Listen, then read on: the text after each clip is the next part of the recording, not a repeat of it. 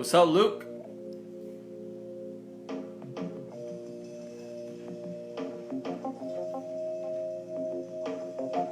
Emiliano in the house.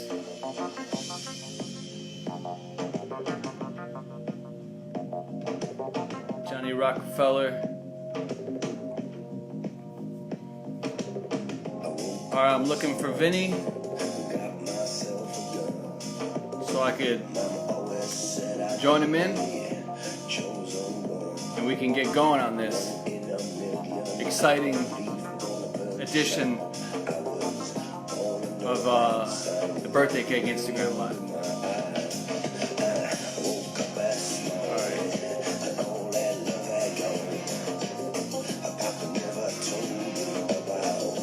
Alright. Just waiting for Vinny.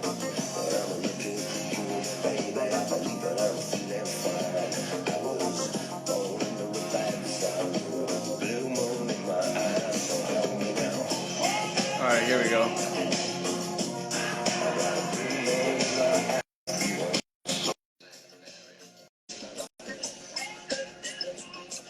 Alright, Vinny logging in.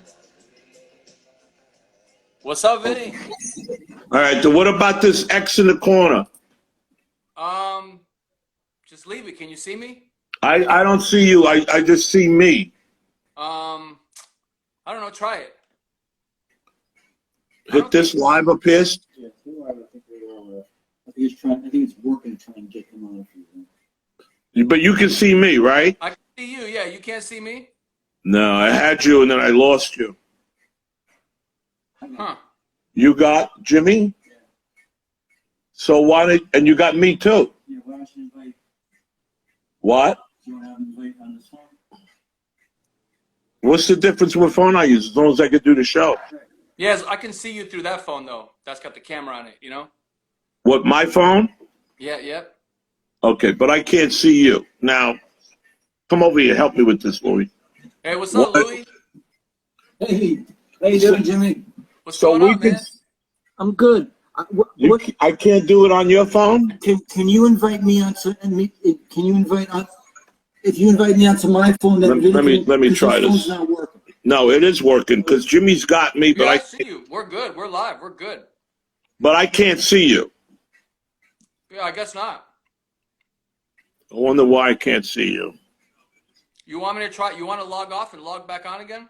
No, I'm afraid I'm going to lose you. I'd rather just do this. This way people could see me, right? Yeah, yeah. What's that X? What's that X there you're saying? I don't know. Let me hit it. Stop sharing video. No, don't do that. No, cancel. All right. So, holy shit. Okay. All right. You don't got it. You don't got it. I don't want to fool around with this. So, let me go. How long are we going to be doing this Instagram stuff? I don't know. Let's just have a little fun and go until we want to leave. So what do you get, Louis? I'm watching you guys. It's a little behind though. Oh, you're behind? Okay, so then you sit there. I'll sit here. Yeah, all good. And I'll sit here and we'll talk to whoever calls me up, right? I just stay like this, Jimmy? You just stay. You just hang out there, and me and you are just gonna have a conversation, Vinny. Okay, I'm right here. Well, hey, you know, I want to start by just saying thank you, man, for doing our film and committing so hard to it. And you really took on a big role, you know, playing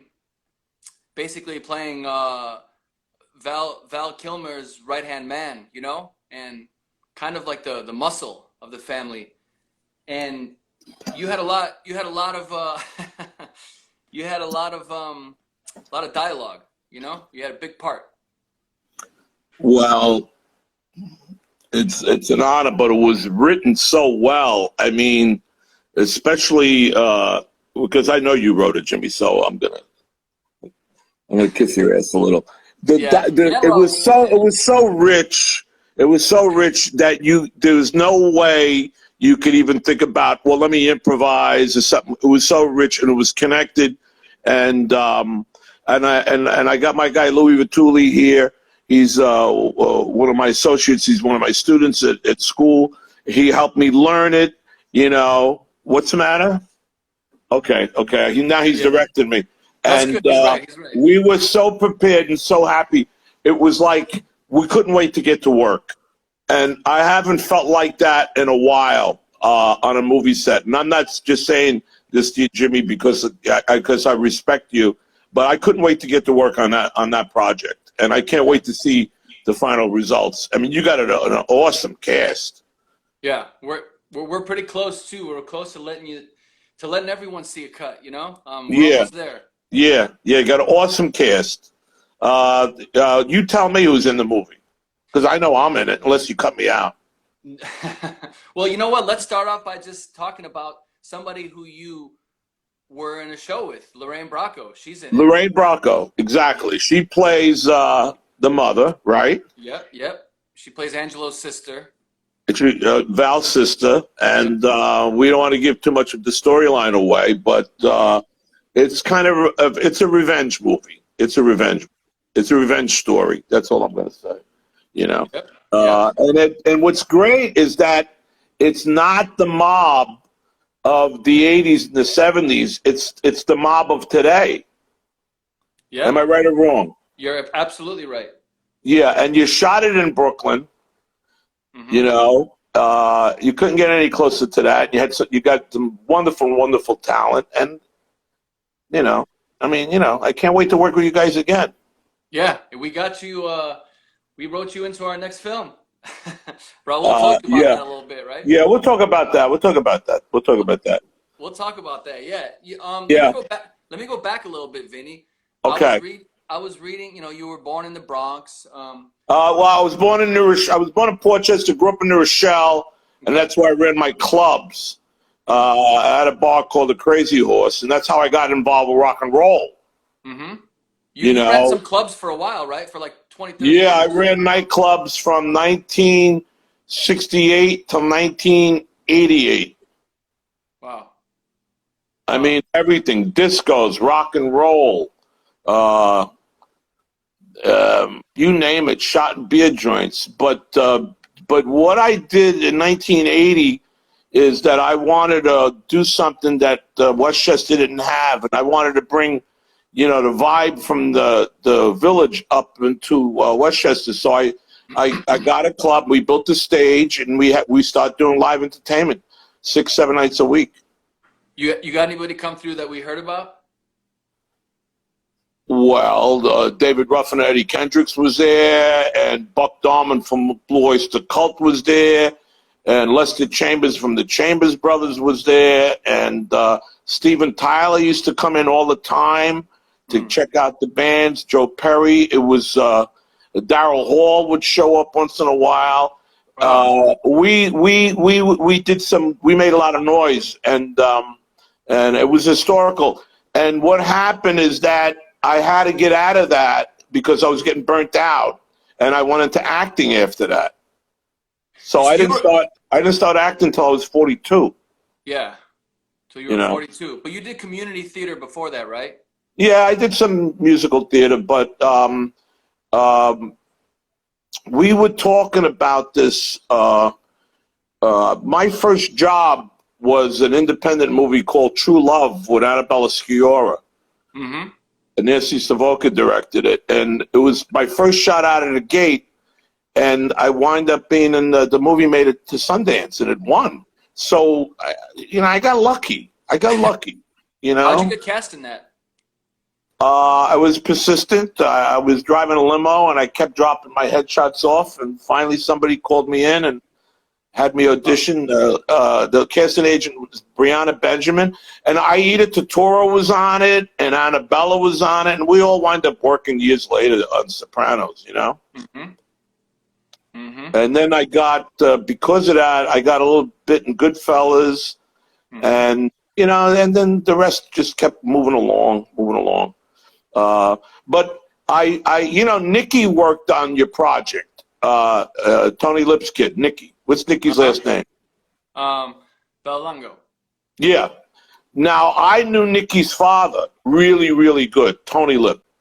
Mm-hmm. Tony Lip, the legendary Tony Lip. I got my union card working with Tony. We were doing a scene down in Little Italy, was a TV show with Lou Gossett.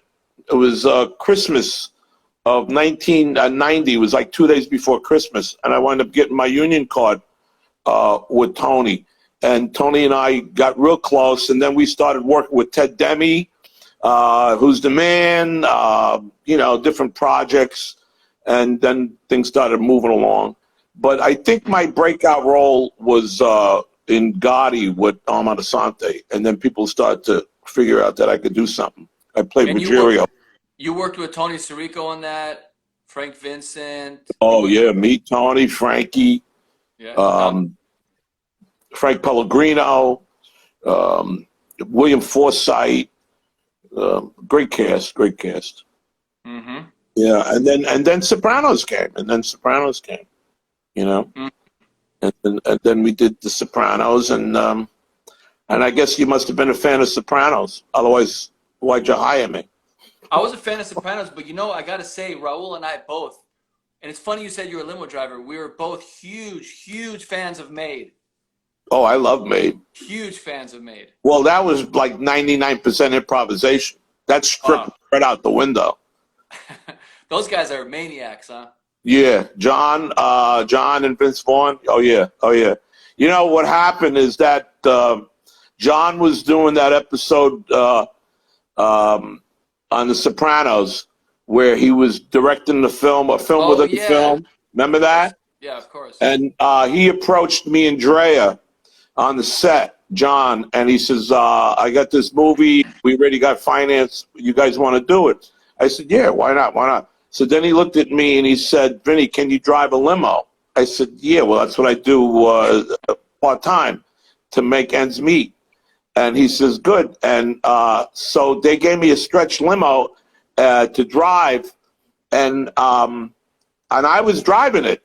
Sometimes they put somebody else behind the wheel, but I was driving that thing all over. And Vince Vaughn said to me, so in your experience as a limo driver, what's the most annoying thing? I said, prom night, when the kids open up that thing in the back and they stand up and they start yelling. And you see in the movie that he does that to me. Yeah. And I says, and I used to hate when people would shut the window and he kept playing with the window. So he was doing that to annoy me. But we got a lot out of that. And I met some good people. That's when I met P. Diddy. on the set. Of course. And J-Lo. She was his acting teacher. Really? Oh, yeah. She was on the set with him. Yo, that was John his career ended up going wild, huh? Well, he's one of the biggest directors in Hollywood now. I know, it's crazy. Iron Man, from there, he just did something on Star Wars for cable television. His father comes over here, Chuck. Oh, yeah?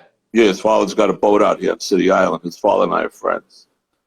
And it's all good. Hey, Vinny, for those who don't know about City Island, tell us about where you live. Well, I don't want people coming ringing my bell tonight. Yeah, no, I know that, but it's a very unique when you come out of Manhattan and you head towards Orchard Beach, there's an island to the right. You got to take a couple of bridges over, right, Louis? And we live on City Island, and it's an island off the coast of the Bronx. And it's still considered a part of the city, but it's a little away from that. And we got all kinds of restaurants, and we got some great people. It's an artist community. It really is. Yeah, it really is. It's really great up here, In fact, Andy Garcia did a movie up here, written by Raymond, what's Raymond's last name? He did Two Family House, Raymond DiFolita, and it's called City Island, and Andy directed it and was also the lead, and he put his daughter Dominic Garcia in it, and I used to run around with Andy and help him with locations. Oh wow! Yeah, because he was right up the corner, and he's a sweetheart. And I became friends with Dominic, but City Island's very artsy. We're pretty good up here. You, I read somewhere that you, after you went through doing, working with discos, rock and roll clubs, all that stuff.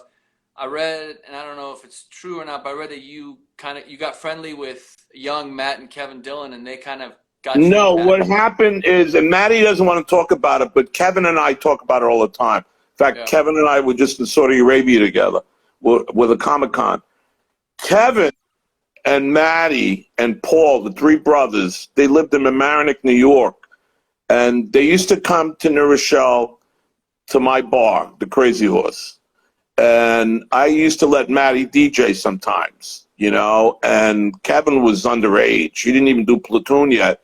And I used to, so I didn't, I let the Dylans come in and we would protect them, because a lot of guys wanted to fight Maddie all the time.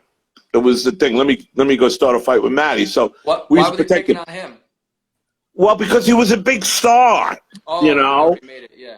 Yeah, and it was Westchester. It was a stupid mentality.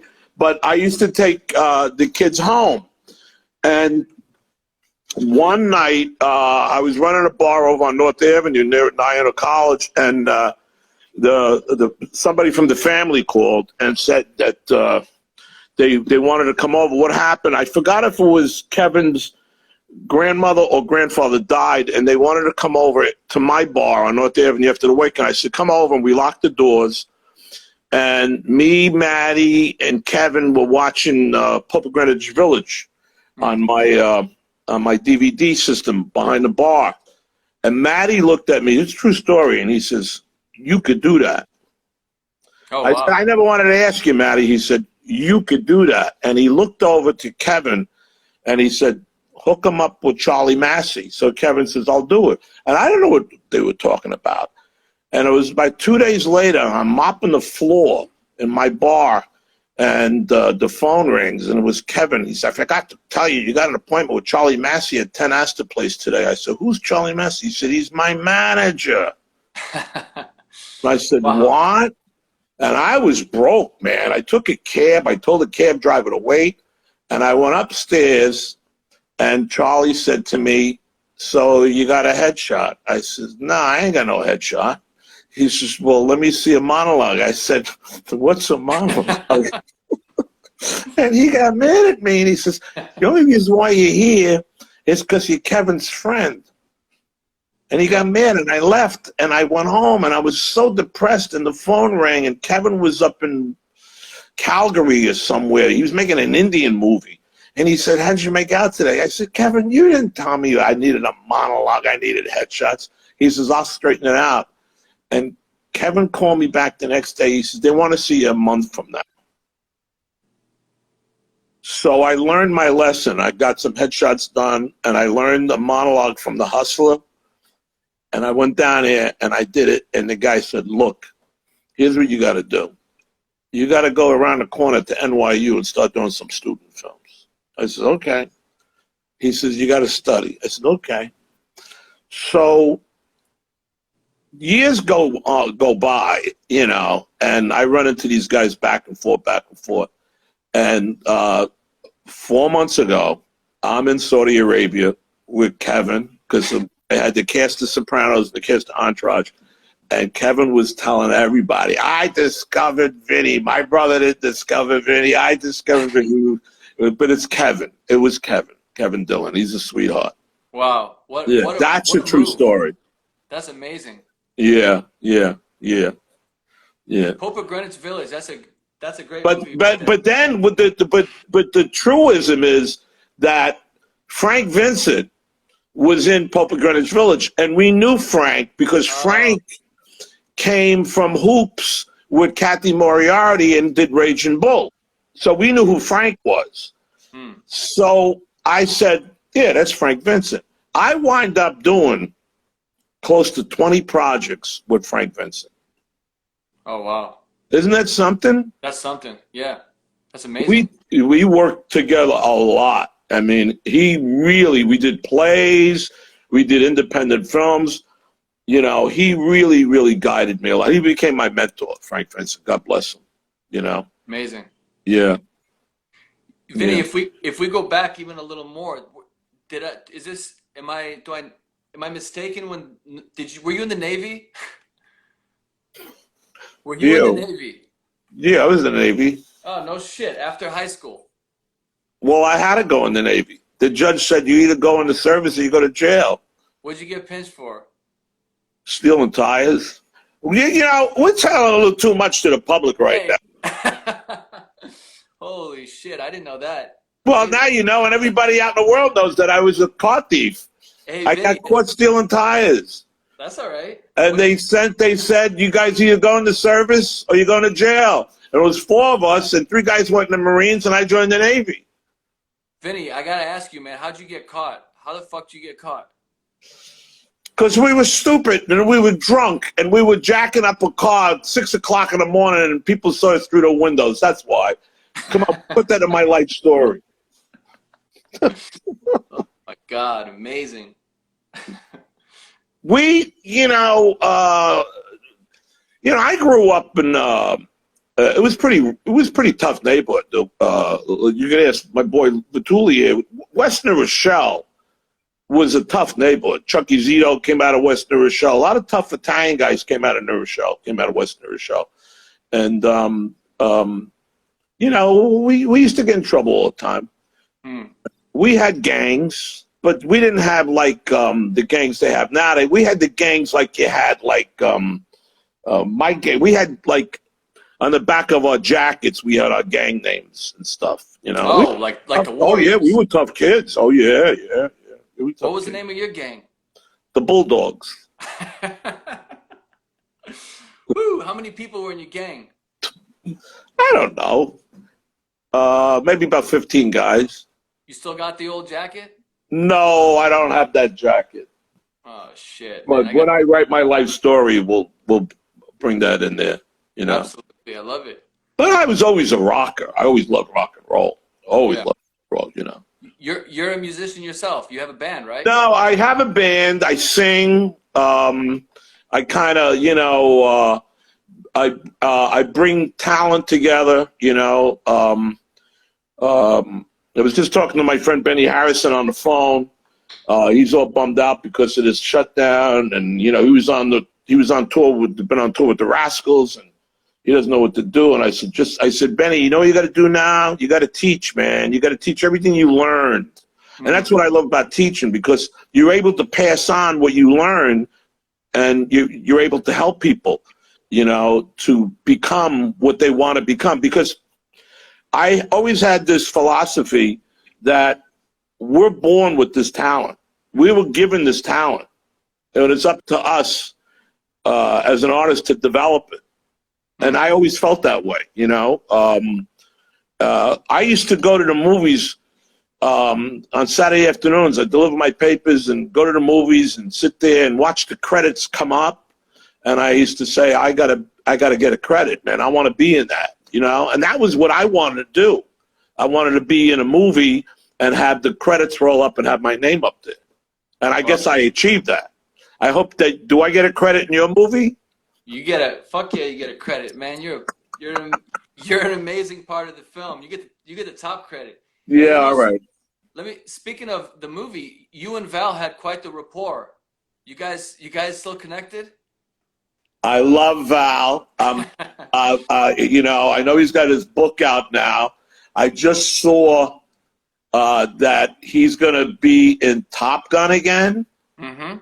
And it was on this afternoon, and I was watching Val. And, Val's Val. He's got his, what he does. He's got his sense of humor.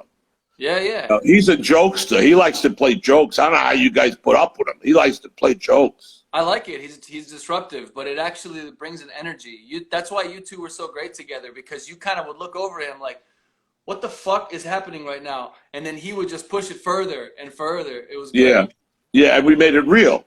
Yeah. Well, see, that's one of the things about acting, you could know of somebody's career and you can know about their work, but all of a sudden you're on a set and you meet these people for the first time, and they're going to be your brother, your sister, your wife, your husband. So, that's what you need. You need that chemistry. You need to connect. Absolutely. And you got to do it real fast. It's not like when you're doing a play and you're working on a project for a couple of months, and then they say, okay, let's do a show tonight. But I knew of Val. You see, I'm going to tell you, this is really, and I told this story to Val on the set when we were in the house. This is really a true story. I'm doing One Life to Live, right? Mm-hmm. At a place on 66th Street they used to call it the Castle. And it's the early 90s, and I get beeped. And I call up the person, and it was Kevin. This is a true story. It was Kevin Dillon. They were doing the movie The Doors. Mm-hmm. Kevin played the drummer. Oh, no shit. He said, where are you? I said, I'm up at One Life to Live, because Kevin knew I was working. And he said, what time's your lunch? I said, in a little while. He said, come down to the Ed Sullivan Theater. He said, your name's on the list. And I ran down, and I was going through all kinds. Everybody was dressed like hippies, right? Yeah. And it didn't say David Letterman Theater. It said Ed Sullivan. And they brought me up front, and there was an old black limo parked in front of the Ed Sullivan Theater, and a PA opened the door, and I slid in, and who was in the car was Val, oh, wow. as Jim Morrison, Wow. Meg Ryan as his girlfriend, Kevin, and Frank Wally. They were the Doors. And I was sitting there, and Kevin said, this is my guy, Vinny, from the Crazy Horse. And I told Val, that's when I met Val said, I don't remember. But that's the first time I met those people. How weird was that? Was he in character? Well, they were all sitting in the car. The scene was they come out of the car and they walk into the theater. That's all it was. You know? But I'll never forget that. And then I went back to work. And that, how weird was that? And then years later, we're playing, we're in Birthday Cake, and we're partners, partners in crime. Yeah. That's weird. That's weird. Great chemistry. And, you just said a minute ago, it's all, you get thrown onto set, all of a sudden this person across from you is supposed to be your wife or your best friend or someone you trust or whatever. And so you're a teacher, and you teach, what's the name of the school that you teach at? I teach at HB Studios down on Bank Street. HB Studios. So what would you say to, to younger actors, to new actors, maybe people who want to get into it? How, a lot of people get nervous. Fortunately for us, we had such an amazing cast, and it was so smooth, and everybody just kind of fell into it. Some people faster than others, but for the most part, everyone on our film was just on point. But I've been on plenty of movie sets, and I've seen people have a hard time to get there. What's something, is there some sort of way you teach that? I'm not sure. Well, it's in the script. It's you write a script, you write characters, and it's up to us to become those characters. It's not up to you, it's up to us. Yeah. So it's in the script. So you can't tell me, oh, I read my sides. Did you read the script? No, I just read my sides. What does that do? What's that going to do? Yeah. You got to read the script over and over and over again. I'm working in LA, and I'm working with David Kelly on The Practice. And Bob McGowan, my manager, calls me up. He says, you got an appointment tomorrow with Guy Ritchie. I know it's your day off. I said, I got an appointment with Guy Ritchie. He said, yeah. And this all ties back with me because I became friends with P. Diddy, and he had a clothing line. And I took a photo wearing one of his sweatsuits, right? Mm-hmm. And he put it on the wall of the Hilton going down Sunset Boulevard. I look like King Kong, right?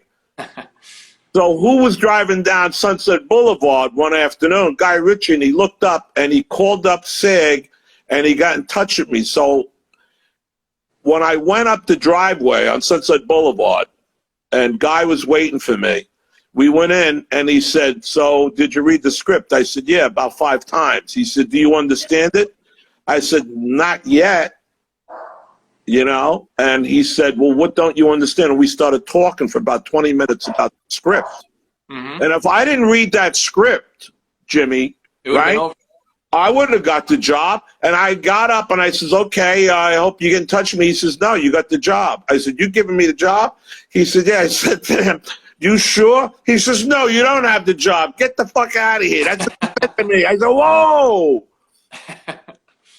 And Wow, then so I you got a connected gig with off Jason. of When I went out to London, I became good friends with Jason and Andre. And then what Guy said, and imagine this is what Guy said to me and Andre, you guys have to learn both your lines. Because and we're going to shoot each actor doing the different lines. Because I don't know until I go to the editing room, who's going to say what. So I had to learn wow. Andre's lines and I had to learn my lines. Whoa, that's wild. Yeah, yeah. But when I watch it, and yesterday I watched Snatch, with Guy Ritchie. When I watch Guy Ritchie's work and I see how he was so much ahead of his time because of the way he shot his movies, Yeah. And he trusted the actors. And that's what that's what you guys did. You trusted us. Absolutely. Yeah. It's so You important. trusted us. But it's in the script. And I'm not just blowing smoke up. It's in the script, man. Like I said, I couldn't change a line you wrote because it wouldn't be justified. Like I write plays. If an actor goes up on stage and he says something that I didn't write, and I said, "Where'd you get that from?" Yeah. Unless you say, "Okay, improvise," and that's what you're going to shoot, improvisation. But that's not what we did on Birthday Cake. We didn't shoot improvisation. We shot a script. Yeah. It's funny because it's weird the way that we did the film. Certain scenes where we shot them scripted and other scenes we actually improv more. We kind of did a little bit of both, but it depends kind of where we were in the film, It depends what the scenario was. Absolutely, yeah, and how much information we need to convey and all that, But when I got up and I gave that speech, that was an improvisation. That was what you wrote. Yeah. And you said you didn't change a word, right? You never changed a word? No, yeah, that was kind of the way it was originally written. It just stayed that way. Yeah. But that, that speech was, all about the right person. When Raul and I were casting, we were thinking about that role. It had to be somebody who could deliver it, somebody who understood it, and somebody who it felt like it should come out of their mouth. Even just when you say their name, it should click, Because we were looking at a bunch of different people, and and when when your name came up, I think both of us, right away, we just said, let's try to get Vinny, Well, I was blessed. It was great, man. It's great. So I was blessed. And I can tell you why I was blessed. Yeah. I was brought up differently. You got to take a chance in life. And we're doing the MTV Awards, right? And I'm there with Jamie and Drea. And we're going to present. And I see Lenny Kravitz, and he's like 5 feet away from me. So I go to Lenny, and I said, Lenny, we got mutual friends. And he says, ain't you the guy from Sopranos? I said, yeah. I said, Steven Tyler's a dear friend of mine. He says, I just talked to him. I said, well, when you talk to him again, tell him if any from the Crazy Horse said hello. And then all of a sudden, you guys came through. And I said, this is because I know you work with Zoe, right? Yeah, it did, yeah. What did you do? A couple of videos with her? Music. I produced a bunch of music and videos, a bunch of stuff, a bunch of different stuff. But how strange is that? Well, yeah, it's a small world. A lot of people, somebody just mentioned Lenny. Mick Rock just mentioned photographing Lenny last week. Mick Rock, this amazing rock photographer, and I guess it's a small industry. It is. It's a small industry, but it's it's like and Queen Latifah was there, and I did a music video with Queen in Newark one time, and then I did the cookout with her, and man, she when you get along with these people and you're not stepping on their toes, you become part of their family, and you get invited to nice events, and it's like I'm at Eddie Murphy's premiere, and I see the Dynamite movie, right? Yeah. And I see Eddie looking up, and he's wiggling his finger. And I walked over. Yeah, he says, "Vinny, sit down." And he says, "I heard you." And he was talking to me, Eddie Murphy, and he was talking to me, and he was a big Soprano fan. So Oh wow. you don't know. You know what I'm saying?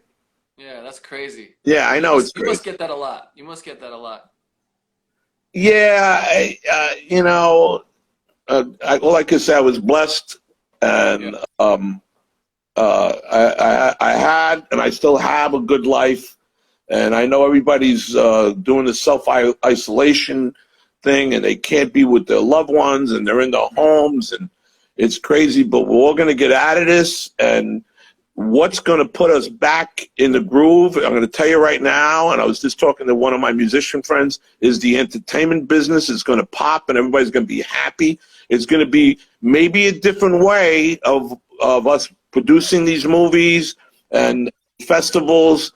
But I'm going to tell you something. People are home. They want to see new product on television ASAP. Yeah. We're not going to be out of work. We're going to be smoking pretty soon. You watch. We're all going to be real busy. I don't know about shaking hands and doing meet and greets, but I really think that that the nation's very positive, and a lot of things are going to open up. And we're all going to be, flying colors, man. It's all going to be good, and it's just a sad time that we've all been going through. I miss my daughter. Like I'm talking to you now, and I'm talking to people on Instagram, but that's how I communicate with my family. No, The way same I'm with talking me. to you. Same with you, right? Yeah, same with me. My father's going through chemo, and he's a mile up the road over here. I go see him, and I talk to him through a window, the window of the back door, and FaceTime. Everyone's doing it. Wow. How's your father doing? He's doing all right. He's tough. He's a tough guy. Yeah. How old is he? 68. Oh, he's a baby, man. Yeah, he's tough. He'll be good. Yeah. He'll be good. It's just weird times. All these things on top of each other. You get something like that, and then you get the corona, and then they really they don't go well together. You really have to isolate us if you're going through something like that, because it really fucks with your immune system. Well, when we go back to birthday cake, we talk about in the project is all about that family, family. And that's what's keeping us together now is our families. Mm-hmm. We're reaching out. We're do you need anything? People come by. My father always used to say to me, you got the friends in life, they're on your right hand. Count your fingers. Your family and your friends are what's keeping us together.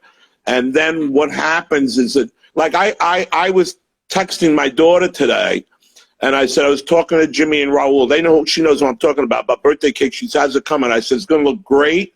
I says, I'm really proud of you.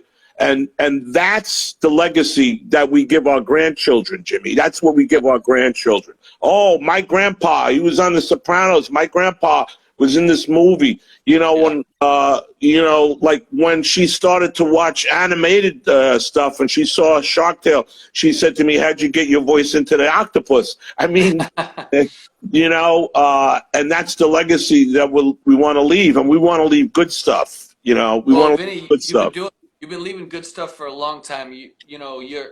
Your legacy and you as a character, and you on television and on the big screen or whatever has been so important to so many people, me included, and you were a part of a family that all of us watched and kind of just grinned at every week when you did The Sopranos, and I saw on your website that you say you dedicate your work to James Gandolfini. To Jimmy. Yeah. I mean, he was, he was such an amazing. That guy was such a presence. What was his process like? What was it like working with him? You guys were close. Well, Jimmy always believed that acting is reacting.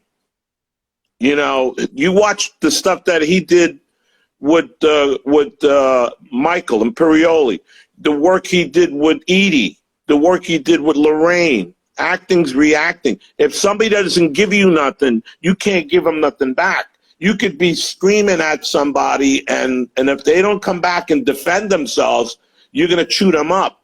And Jimmy always believed that the scene wasn't just about him. It was about, I mean, one of the best scenes that I've ever shot in my career was when I came up with season 2, episode 1, and I came up the driveway. We went downstairs, and I had purposely lost a lot of weight.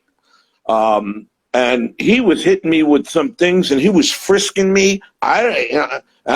Those reactions were real for me. What are you doing? You know what I'm saying? Of course. And there were times when we would shoot a scene where he would say to me, "How do you feel?" I said, "Well," he said, "You want to do another one?" I said, "Can we?" Because you know how television is. You get 2 takes, and they move on. And he would look over to David or whoever was directing and said, "Give Vinny another one." The day of the Emmy nominations, when they came out, and I think they announced them like 7 o'clock in the morning, my phone rang, and it was Jimmy. And he said, "You up?" I said, "Yeah." He says, "You got robbed because I didn't get nominated." Yeah. He said, "You got robbed." That's what he said to me. Wow. And I'll never forget him calling me that morning saying, "You got robbed." Amazing. Yeah. You did get robbed. Well, maybe we'll get something out of this one. You goddamn straight we will, you know? Right? Did you guys hang out off the set? Yeah. You did, huh? Yeah, we got stories, but I don't tell You don't tell them, huh? them. No, not me. I know guys that go on television, they tell all these stories about Jimmy. I would never do that. Who's the number one person you've ever worked across? The most enjoyable person you've worked across? Is it Jimmy? Probably Armand Asante. Yeah, I loved working with Armand. Yeah.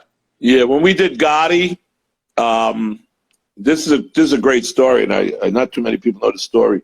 I had auditioned for Robert Harmon, the director, and he knew my work because I did a pilot with him with Bo Dietl. And Robert said, I went down on Varick Street and I auditioned, and he said, "You got the part." I says, "I got the part." He said, "Yeah, you got the part." And I went uptown and I was sitting in a bar. I was drinking shots. I was so happy I got a part in the Gotti movie. I'm playing Mercurio. And my beeper went off. And it was my agent. And I called her. I said, "What's up? Where are you?" I says, "I'm at the bar back at the Beacon. I'm having a good time. I just got a part in the Gotti movie." They says, "No, you didn't." I said, "What?" They said, "You have to go see Asante." I said, "What?" So I got on the train. I went down to Varick Street. And it was Amy Kaufman. I think that was her name, the casting director. And I went in. And Armand was sitting at the end of the table. He said, "I've been waiting for you for 2 hours." I says, "Huh?" He says, "Where were you?" I says, "I was uptown having a drink." And I knew what he was pulling on me. He was Gotti. I said, "I was uptown having a drink." He says, "Oh, yeah?" He says, "What are you telling everybody you're going to play Angelo?" "Who said you're going to play Angelo?" I said, "He did." And I pointed to Robert Harmon. He says, "Well, I say who plays Angelo, not him." And he was pulling all. He was John Gotti. Oh wow! Said, "Well, I'm sorry, I had a few drinks. What do you want me to do? Kiss your feet?" And he started laughing. Oh wow! And he turned to Robert Harmon. It was A.V. Kaufman who was the cast director. He said, "I want Vinny up in Canada with me 2 weeks before we shoot."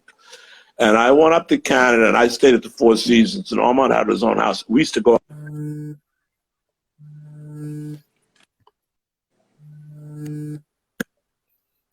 See this? Holy! Oh, you got me?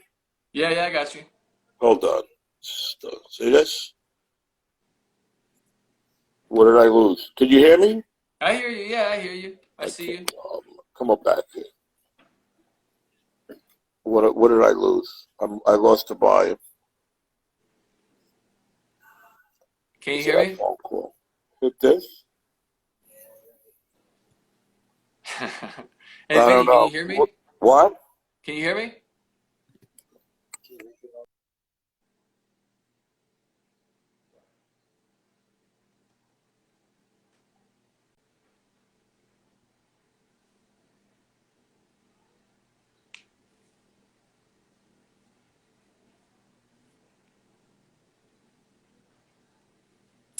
What's up, Vinny?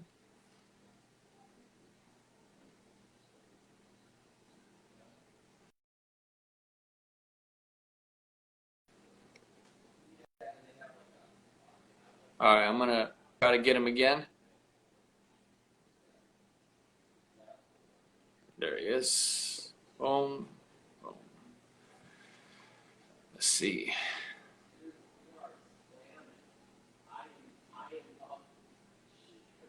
What's up, Luke? Emilio, what's good? Emilio is gonna be our guest soon.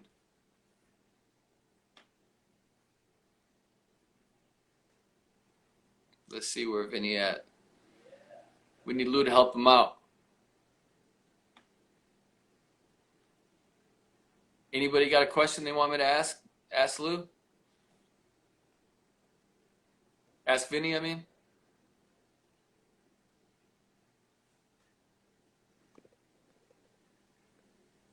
Hold on, let me try this again.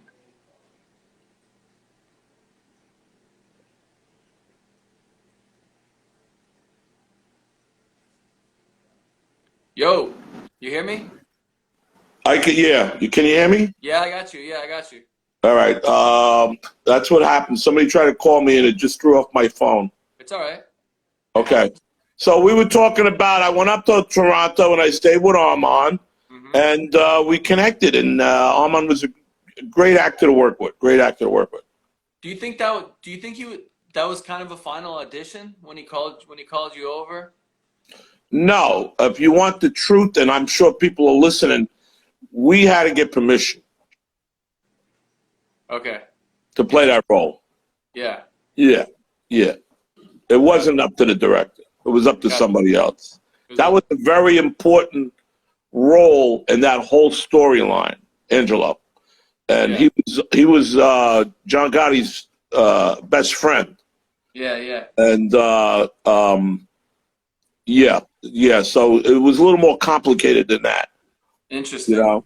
So it wasn't really as much as Robin Harmon was the director and everything like that. Because I'm going to tell you something. We were up in Canada, and there was a Canadian actor playing the role that Dominic Chianese played. Yeah. And Armand, after we had the read through, Armand came over to me and he said, "Call up Dominic." Wait, that's what happens. He said, "Vinny, call up Dominic right now. Get him up here." I know you're not going to say, but who'd you have to get permission from? I'm not saying that on this. Won't be able to walk down the street. Figure it out. That's amazing. That's amazing. I love that. So Vinny, you're a huge Yankee fan, yeah? No. No? No. Come on. I mean, I'm friends with Lee Mazzilli. What's your favorite sports team? My favorite sports right now? Yeah. I don't know. I was watching NASCAR for a while this afternoon, but there was nobody in the audience. My favorite sports probably is fishing. Fishing? Yeah. Hey, wait, really quick. Raul's got a question. Did you see Travolta's Gotti? No. That looks like that's a yeah. But I didn't see it. Yeah? No, I didn't see it. I'm not going to talk bad about it because I know the people put it together. Yeah. In fact, the director was the other Kevin from the Entourage. Oh, yeah. He directed it. And I spoke to him when we were in Saudi Arabia, and he said that he had no control of casting, and it was just he was in a tough situation. It was. There was a lot of lawsuits involved with that. But they got it done, and God bless. I'm not going to talk bad. I mean, somebody blow up my house if I talk bad about that. Yeah, I saw it. Oh, No you one's saw blowing it? up. No one's blowing up my house. You didn't like it. No, I mean I don't know. I didn't finish it. You didn't finish watching it? Yeah, but it wasn't because I was like I didn't. It wasn't because I didn't like it or anything. I It's just because the story was told over and over again. How many times can you tell the story? yeah. You I see actually what? I want I should see it. I should actually watch it fully because the idea of Travolta playing Gotti, it seems like it's a fucking awesome idea. I don't know. I gotta give it a chance. No, they said he was good. John was good, and that's not what ruined the movie. But I can't really critique it because I didn't watch it. And I know a lot of friends of mine saw it, and they said they enjoyed it. I think there was a problem with distribution. I don't know. I Yeah, really don't know. I don't want to get involved in that too much. You know, yeah, got to be careful what you say, man. You really got to sure. be careful what you say. You know, you Yeah, know, yeah. you know. So you're a fishing guy? Yeah, I love fishing. I Oh love yeah. fishing. Yeah. You can go fishing now, right? You don't even want to leave the house though. I can, and I will. I normally go out to Jones Beach and fish off the piers.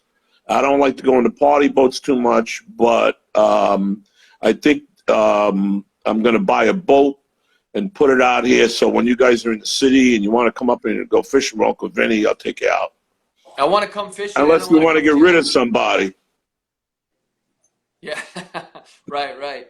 Hey, my friend Luke just asked a really good question. What? He asked, how did you feel when you read the Big Pussy death scene? What was your first reaction? Well, it was like this, and this is true. And I tell when I do this show with Sharippa and Michael called Conversations with the Sopranos, I knew from David that I was going to get whacked in the second season, but I didn't know what episode. So whenever you would go in and get your scripture at the table reading, you're going through it and you're looking to see when you're going to get killed, right? Yeah, So what happened, what happened is that they started building up this character so rich, I said, okay, they're going to put me in witness protection. I'm going to come back next season. And David said to me, somebody told me that you think you're going into witness protection. Well, you're not, because you wouldn't go into witness protection. They would kill you for what you're doing to them. And I says, okay. He said, but Vinny, I promise it's going to be a great episode for you, and I'll bring you back as a ghost. And David, and he kept his promise, yeah. because They go back. I was on the show, Jimmy, for 2 years, and here it is 20 years later, and people still, even I go to the deli for a cup of coffee, the guy says, Big Pussy. Still on the show. Right. And that, and Yeah. and that was my calling card. After that, I never went to Hollywood until after we were done with The Sopranos. Scott Calvert, who did Basketball Diaries, was putting together a project called Deuces Wild, and I wind up working with Matty. Matty was in it, Matt Dillon. And I was on a plane, and I'm going out to L.A., and I was going first class, and I said, now you're going to Hollywood. And I went out there, and I love it out there. I got a lot of good friends out there. I love it. And I'm hoping when things lift up a little, because I got a podcast I'm doing I could actually do for my agent's office in Santa Monica Boulevard. And I want to be bi-coastal. I want to go back and forth. I want to be able to enjoy my life, because there's a lot of TV work out there, and there's a lot of independent films. And like I said, I want to play golf with Andy. I told Andy I'd be his caddy, Garcia, and there's a lot of great things out there. I was directing a play. Louis was in it. That at the school, Key Largo, and I get a text from Dominic, Andy's daughter, saying, my father wants to know why you're doing this play. And then I looked it up, and Andy had just done the same play in West Hollywood, Key Largo, So I have a lot of friends out in LA, a lot of friends, and I want to start going back and forth. I want to start doing that. Yeah. You Well, know, I you hope that we deserve have like a big premiere out there because I'm ready, absolutely. man. Yeah, that'd be great. You That'd be know, you know. so, Vinny. Let me ask you one more question here. Um, what do you think? What do you think happened to Tony at the end of that show? You want the truth? Yeah, They left it open. I know, but what do you think? They left it open. They didn't know Oh, that was going to happen to Jimmy, that we were going to lose him. They oh, left that's it what's happening. open. And that's the way they did that. And I know they left it open that way. Got you, got you, You know? got you. I don't think there would ever be any gangster would walk into a diner and shoot a wise guy in front of his daughter and his wife and his son. That Yeah, don't yeah, happen. You know, yeah, they left it open. You yeah. know, the screen went to black. You know? We were having dinner one night. It was me, Jimmy, Max Weinberg, Little Steven, and David Chase, Tony Sirico. And it was Little Steven's mother passed away, and we went to Steven's sister's restaurant for dinner. And David looked at Jimmy and said, "So you ready to get back to work?" Mm. And Jimmy said to David, "Is Vinny coming back?" He said, "We're going to work it out." I'll never forget that conversation. Oh, And wow. then, so I think they were going to do a movie. I think that's what they were going to do. Oh my God. And then we lost Jimmy. You know that show that was on HBO, The Night of, with Hmm. John Turturro? Great show. Jimmy did the pilot. That was his No, production. And really? John had to go in and reshoot it, the whole pilot. Oh, Jimmy wow. created that. So Jimmy had a lot of power with HBO, man. A lot That of was power. a great show. Yeah, I'm I'd like telling to you. see that pilot. If we didn't lose Jimmy, there would have been a big movie. Yeah, Yep. absolutely. And I'm going to ask you something. Did Big Pussy really get whacked, or was Tony dreaming? Interesting. Interesting. He was dreaming a lot, you know. Or was he smoking some shit? Yeah, yeah. I don't You know. could have. I don't I don't know. know.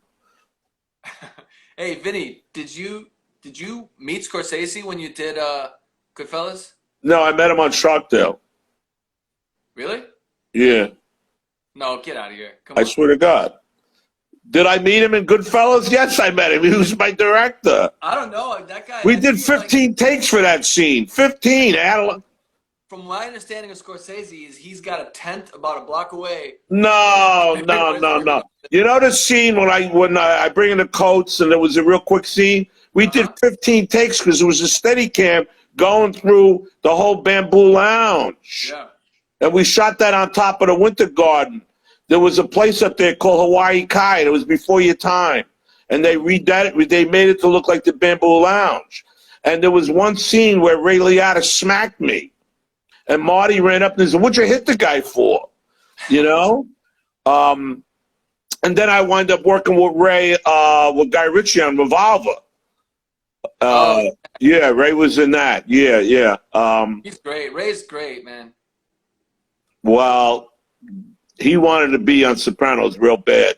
And I Really? don't know what happened, but he's in the movie. He does a wonderful job in the movie. Oh, yeah. It's a Newark, yeah. Well, who's in the? Johnny's in the.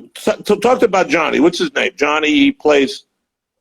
Vigaro. Wait, hey, He, hold on, Vinny. Vinny, this is gonna cut out. I'm gonna invite you again because it cuts out after an hour. So I'm gonna shut it off and then I'm gonna start it again. All right? starting in when? Right now in 1 minute. Just to wrap this up. You know, Oh, okay. So it's going to cut out. it's gonna cut out and then I'm gonna invite you again. So just stay here and look on my phone. Just stay there. Yeah, yeah. Don't I'm gonna cut move. you off. Can I Don't move? No, you can move. Yeah, but I'll be right back.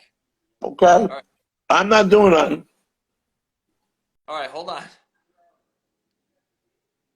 All right, I'm gonna end this. I'm gonna log back on, and we're gonna do it. We're gonna continue with Vinny.